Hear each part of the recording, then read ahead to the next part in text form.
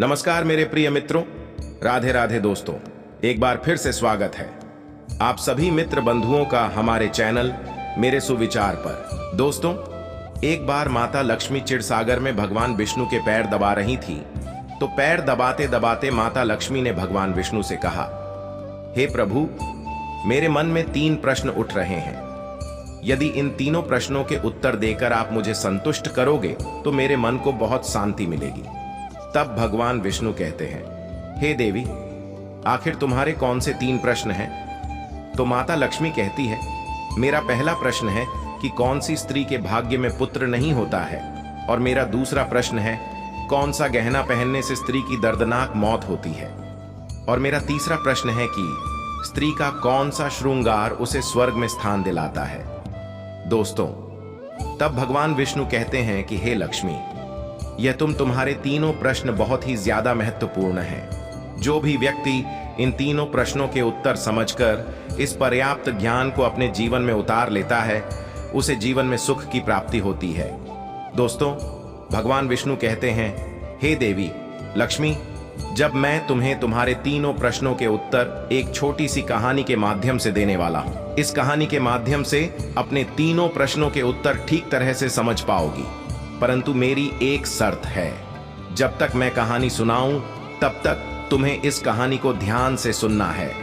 तो माता लक्ष्मी कहने लगी, ठीक है प्रभु, मैं आपको वचन देती हूं, जब तक आप कहानी सुनाओगे तब तक मैं कहानी बड़े ही ध्यान से सुनूंगी। आप कृपया करके कहानी प्रारंभ कीजिए। प्रिय बंधुओं, भगवान विष्णु कहते हैं, हे लक्ष्मी, किसी राज्य में एक छोटा सा नगर था। उस नगर में एक सेठ रहता था। उस सेठ के 2 बेटे थे और सेठ के बेटों की शादी भी हो चुकी थी। सेठ की पत्नी और सेठ के बड़े बेटे दोनों का ही स्वभाव दुष्ट प्रवृत्ति का था। इसलिए सेठ की पत्नी अपने बड़े बेटे की पत्नी से बहुत ही ज्यादा प्यार करती थी, मगर छोटे बेटे की पत्नी जो थी वह बड़े ही अच्छे स्वभाव की थी, और वह एक पतिव्रता स्त्री भी थी, और पूरे घर का कामकाज भी वह अकेले ही करती थी। इतना कुछ होने पर भी सेठ की पत्नी और बड़े बेटे की पत्नी छोटी बहू का हमेशा ही अपमान करती रहती थी। दोस्तों, भगवान विष्णु कहते हैं, हे लक्ष्मी, सेठ के बड़े बेटे की बहू को एक बेटा था और छोटी बहू को एक पुत्री थी। सेठ की पत्नी हमेशा पुत्र को लेकर छोटी बहू को ताना मारती रहती थी, लेकिन वह क्या कर सकती थी, वह हमेशा उनके ताने सुनती रहती थी। दोस्तों, तब भगवान विष्णु कहते हैं, हे लक्ष्मी, अब मैं तुम्हें छोटी बहू की कहानी अच्छे तरीके से समझता हूँ। इस कहानी से तुम्हें तुम्हारे पहले प्रश्न का उत्तर प्राप्त होगा। तुम्हारा पहला प्रश्न था कि कौन सी स्त्री के भाग्य में पुत्र की प्राप्ति नहीं होती है। तब भगवान विष्णु कहते हैं, देवी, उस सेठ की जो पत्नी थी वह पहले से ही बड़े ही दुष्ट स्वभाव की थी। उसके कुटिल स्वभाव से सभी घर वाले बहुत ही ज्यादा परेशान थे, परंतु अपनी सीधी साधी छोटी बहू को वह कुछ ज्यादा ही परेशान करती रहती थी। उसको सताने में उसको बहुत ही ज्यादा आनंद आता था। सेठ के छोटे बेटे की पत्नी का नाम सुकन्या था। बेचारी सुकन्या सुबह जल्दी उठ करके अपने कामकाज में जुट जाती थी।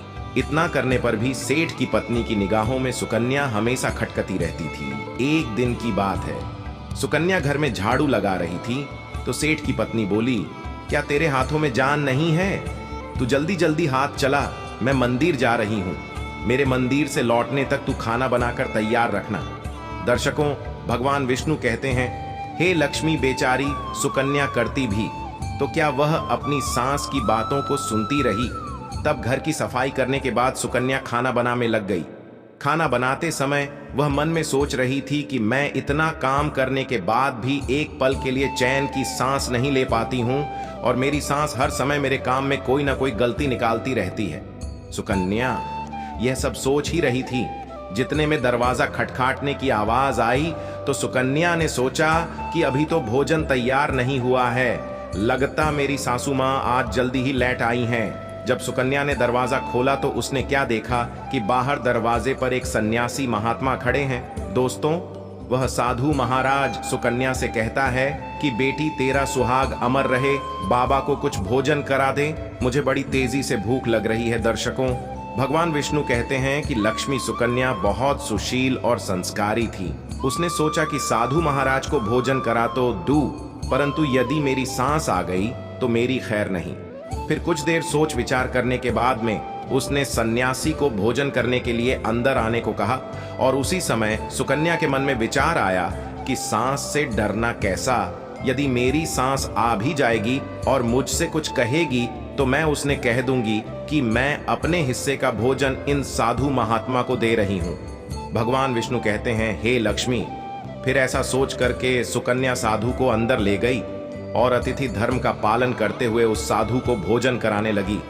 अभी साधु भोजन कर ही रहा था कि सुकन्या की सांस आ गई और फिर साधु को घर के अंदर बैठा भोजन करते देख करके उसका गुस्सा 7वें आसमान पर जा चढ़ा और एकदम से साधु महाराज से कहने लगी कि यहाँ कोई भंडारा नहीं चल रहा है, उठ भीख मंगे बाहर निकल।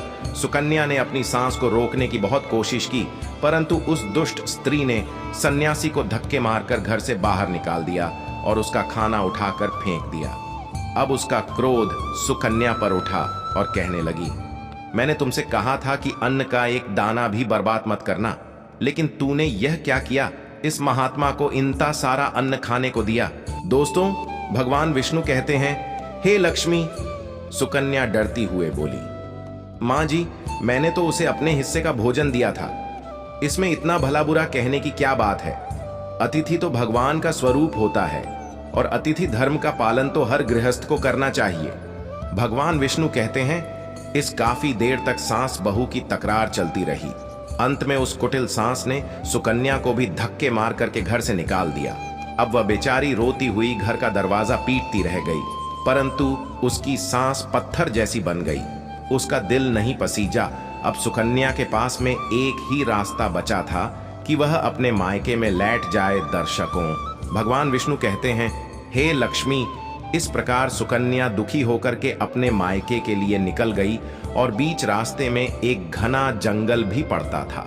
सुकन्या भूख प्यास से तड़पती हुई अपने मायके के लिए चली जा रही थी। तभी अचानक जोरों से बादल गरजे और मूसलाधार बारिश शुरू हो गई। भगवान विष्णु कहते हैं, बारिश से बचने के लिए सुकन्या ने एक पेड़ की शरण ली, लेकिन वर्षा का वेग इतना तेज था कि बचना मुश्किल हो गया था। अब उसी पेड़ की जड़ में एक कोठर बना था।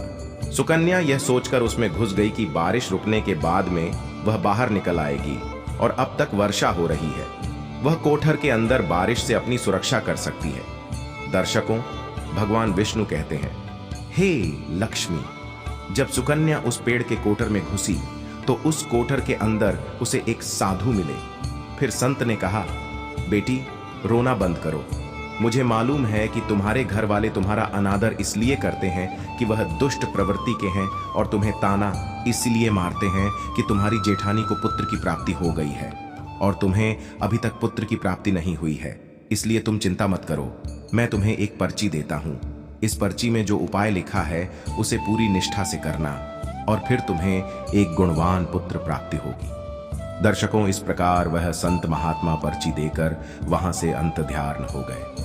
उधर जब वर्षा बंद हो गई तो सुकन्या को ढूंढता हुआ उसका पति वहां पर पहुंच गया और फिर सुकन्या मायके न जाकर उसी जंगल में एक कुटिया बनाकर रहने लगी। भगवान विष्णु कहते हैं, हे लक्ष्मी। एक दिन की बात है, सुकन्या को पुत्र का ख्याल आया और सोचने लगी कि यदि मेरे पास में भी एक पुत्र होता तो ससुराल में मेरी भी इज्जत होती। वह ऐसा सोच ही रही थी कि उसे संत की दी हुई वह पर्ची याद आ गई और जब सुकन्या ने पुत्र प्राप्ति के लिए उस पर्ची को पढ़ा तो उसमें लिखा था कि बेटी पुत्र प्राप्ति के लिए हमेशा स्त्री को रात्रि के समय पुरुष के बाईं तरफ सोना चाहिए। ऐसा करने से कुछ समय के बाद बाईं करवट लेटने से नाक का दायां स्वर और दाहिनी करवट लेटने से नाक का बायां स्वर चालू हो जाता है और फिर जब भी पुत्र प्राप्ति की इच्छा हो तो उस स्थिति में मिलने से पहले यह निश्चित कर लेना चाहिए कि पुरुष का दायां स्वर चलने लगे और स्त्री का बायां स्वर चलने लगे। उसी समय गर्भ धारण किया जाना चाहिए। ऐसा करने से निश्चित ही पुत्र की प्राप्ति होती है और इसके विपरीत नाक के स्वर चलने से पुत्र की प्राप्ति होती है।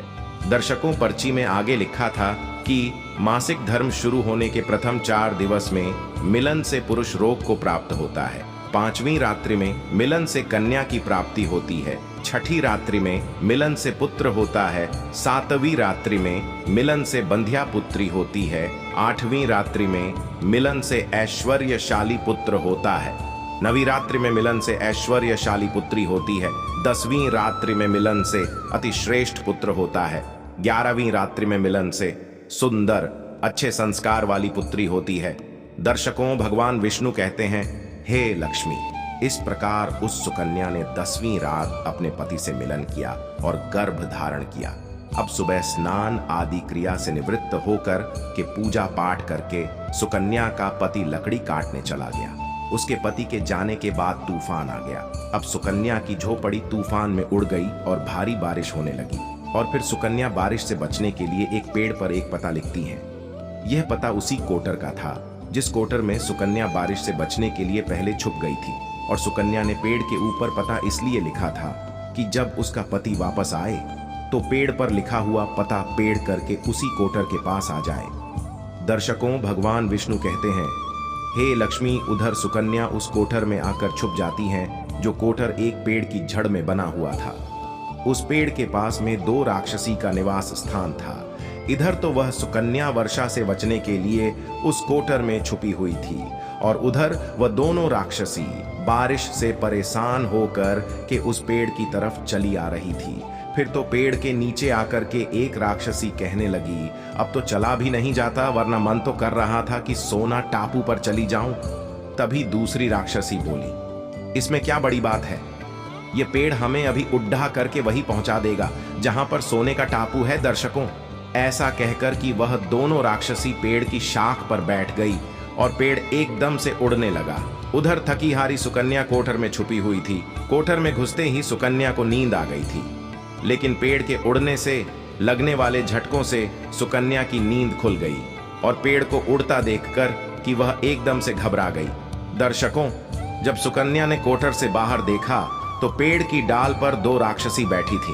अंततः सुकन्या ने परिस्थिति के साथ समझौता किया और सोचा कि जो होगा अच्छा ही होगा। फिर कुछ देर की उड़ान के बाद में वह पेड़ एक सोना टापू पर पहुंच करके उतर गया। उधर दोनों राक्षसी के भूख लग रही थी, इसलिए वह दोनों शिकार की तलाश में निकल गई। भगवान विष्णु कहते हैं, हे लक्ष्मी, अब दोनों राक्षसी के जाने के बाद में सुकन्या कोटर से बाहर निकली और उसने चैन की सांस ली। अब जैसे ही सुकन्या ने सोना टापू पर फैली रेत को देखा तो एकदम से अचंभित में पड़ गई कि यह रेत तो चमचमा रही है। और जैसे ही सुकन्या ने रेत को हाथों में उठाया तो एकदम से चिल्लाने लगी, अरे ये तो सोने की रेत है। और फिर सुकन्या ने अपनी साड़ी की आंचल में वह जितनी रेत बांध सकती थी उसने बांध ली और पुनः आकर के उसी कोटर में छिप गई। दर्शकों, भगवान विष्णु कहते हैं, इधर तो सुकन्या का उस कोटर में वापस जाना हुआ, उधर दोनों राक्षसी ने पेड़ पर वापस आ गई और वह आपस में कहने लगी, आज तो भर पेट खाना खा करके पूरी तृप्ति हो गई, अब चलो वापस लौट चलते हैं हम जहां से आए थे। और फिर इस प्रकार थोड़ी देर में वह पेड़ उड़ करके उसी स्थान पर पहुंच गया जहां से वह पेड़ उड़ करके गया था। भगवान कहते हैं, लक्ष्मी, वह सुकन्या तब तक उसी कोटर में छुपी रही जब तक किसी कार्यवश वह राक्षसी उसी पेड़ से चली नहीं गई। जैसे ही वह दोनों उस पेड़ से चली गई, वैसे ही सुकन्या सोने की रेत लेकर के उस कोटर से बाहर आ गई और मन में सोचने लगी कि इतना सारा सोना देख करके मेरी सासू माँ खुश हो जाएगी और अब मैं अपने ससुराल वापस जाऊंगी और अपनी सासू माँ को इतना सारा सोना दूंगी। फिर वह मुझसे कभी भी नफरत नहीं करेगी और मुझसे प्यार करने लगेगी। भगवान विष्णु कहते हैं, हे लक्ष्मी, इधर तो सुकन्या ऐसा सोच रही थी, तब तक सुकन्या का पति सुकन्या को ढूंढता हुआ उसी कोटर की तरफ आ जाता है और सुकन्या अपने पति को सारी बात बताती है और अपने पति के साथ वापस अपने ससुराल पहुंच करके अपनी सासू माँ से कहती है, देखो सासू माँ, मैं आपके लिए क्या लाई हूं। और ऐसा कहकर के वह सारा सोना अपनी सास को देती है और उसे सोना कैसे प्राप्त हुआ वह सारी घटना भी अपनी सास को बता देती है। भगवान विष्णु कहते हैं, सोना लेने के बाद में सुकन्या की सास एकदम से क्रोधित होकर के बोली, तू बहुत कम सोना लेकर के आई, तुझे वहां पर जितना भी सोना था सारा सोना लेकर आना चाहिए था। फिर अपनी सास की बात सुनकर कि वह सुकन्या कहने लगी, माँ जी, हमारी 3-4 पीढ़ियों के लिए इतना सोना काफी है। तो सास कहने लगी, अरे मूर्ख, सोना भी काफी होता है क्या, जितना हो उतना ही कम है। अब देख, मैं जाऊंगी और कितना सोना लेकर आती हूं। भगवान विष्णु कहते हैं, हे लक्ष्मी, सुकन्या ने अपनी सास को बहुत समझाया, परंतु उस लालची दुष्ट स्त्री के समझ में एक भी बात नहीं आई। उसने सुकन्या की एक भी बात नहीं सुनी और जाकर के उसी पेड़ के कोटर में बैठ गई। उधर वह दोनों राक्षसी जैसे ही पेड़ पर आई तो एकदम से वह पेड़ उड़ने लगा। इधर तो पेड़ उड़ता हुआ जा रहा था, उधर वह सुकन्या की सास मन ही मन में बहुत खुश हो रही थी कि आज मैं बहुत सारा सोना एक साथ बटोर के लाऊंगी। भगवान विष्णु कहते हैं, इधर तो सुकन्या की सास अपने मन में खुशियां मना रही थी। उसी समय एक राक्षसी कहने लगी, चलो आज स्वर्ण द्वीप पर ना चलकर के मत्स्य द्वीप पर चलते हैं, आज मछलियां खाने का बहुत मन कर रहा है। और फिर जैसे ही राक्षसी ने मछली खाने का मन बनाया, वैसे ही वह पेड़ मत्स्य द्वीप की तरफ उड़ चला। भगवान विष्णु कहते हैं, हे लक्ष्मी। इस प्रकार राक्षसों की बात सुनकर के कोटर में बैठी वह लालची स्त्री स्वयं पर संयम नहीं रख सकी और एकदम से बोल पड़ी, अरे तुम सोना टापू क्यों नहीं जा रही हो? मत्स्यद्वीप मत जाओ, सोना टापू पर चलो। अब जैसे ही उस लालची स्त्री इतनी आवाज दी तो राक्षसों ने समझ लिया कि इस पेड़ की कोटर में कोई जरूर छिपा बैठा है।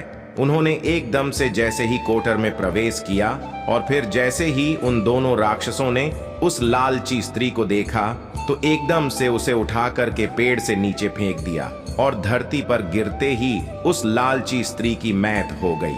अब जैसे ही सूचना उसके घर वालों को मिलती है तो उस स्त्री का पति यानी सुकन्या का ससुर सुकन्या के पास जाता है और उससे कहते हैं, बेटी मैं तो उसे पहले से ही समझाया था कि तू ऐसा काम मत कर, कभी भी किसी को लालच नहीं करना चाहिए और बहुएं बेटी की तरह होती हैं, उनको प्यार देना चाहिए। अगर उसने मेरी एक भी बात नहीं मानी और उसे उसके कर्मों का फल आज मिल गया। भगवान विष्णु कहते हैं, हे लक्ष्मी। उधर सुकन्या अपने पति के साथ में सुखपूर्वक जीवन यापन करने लगी। फिर कुछ समय गुजरने के बाद में सुकन्या को एक गुणवान पुत्र की प्राप्ति हुई और पुत्र की प्राप्ति के बाद सुकन्या की खुशी का ठिकाना नहीं रहा और वह भगवान का शुक्रिया करने लगी। उधर सेठ के बड़े बेटे की बहू जो हमेशा सुकन्या को पुत्र को लेकर ताने मारती रहती थी, जब सुकन्या को पुत्र की प्राप्ति हो गई और उसे धन भी प्राप्त हो गया। उधर सेठ के बड़े बेटे और बहू के दिन गरीबी में गुजरने लगे तो सेठ की बड़ी बहू जाकर के सुकन्या के आगे हाथ जोड़ करके अपनी गलती के लिए माफी मांगने लगती है। सुकन्या एक बहुत ही दयावान स्त्री थी और बहुत ही मधुर संबंध वाली स्त्री थी, इसलिए वह अपनी जेठानी को माफ कर देती है और वह जो भी सोना लेकर आई थी उसमें से कुछ सोना वह अपनी जेठानी को भी दे देती है। इस प्रकार वह पूरा परिवार अच्छे से जीवन यापन करने लगता है। भगवान विष्णु कहते हैं, हे लक्ष्मी। इस प्रकार जब समय धीरे धीरे सुखपूर्वक व्यतीत होने लगा तो सेठ की बड़ी बहू का जो पुत्र था वह अवगुणी था, इसलिए उसने सारा धन अवगुणों में बर्बाद कर दिया और सुकन्या को जो पुत्र हुआ था वह बहुत ही गुणवान था। वह अपने जीवन में इतना आगे बढ़ा कि उसने अपने माँ बाप का नाम रोशन कर दिया। और फिर जब सुकन्या और उसकी जेठानी का जीवन समाप्त हुआ तो सुकन्या को स्वर्ग की प्राप्ति हुई और उसकी जेठानी को नरक में स्थान मिला। भगवान विष्णु कहते हैं, हे लक्ष्मी।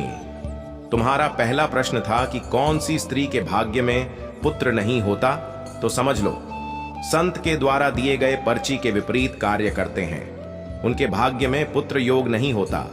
भगवान विष्णु कहते हैं, हे लक्ष्मी।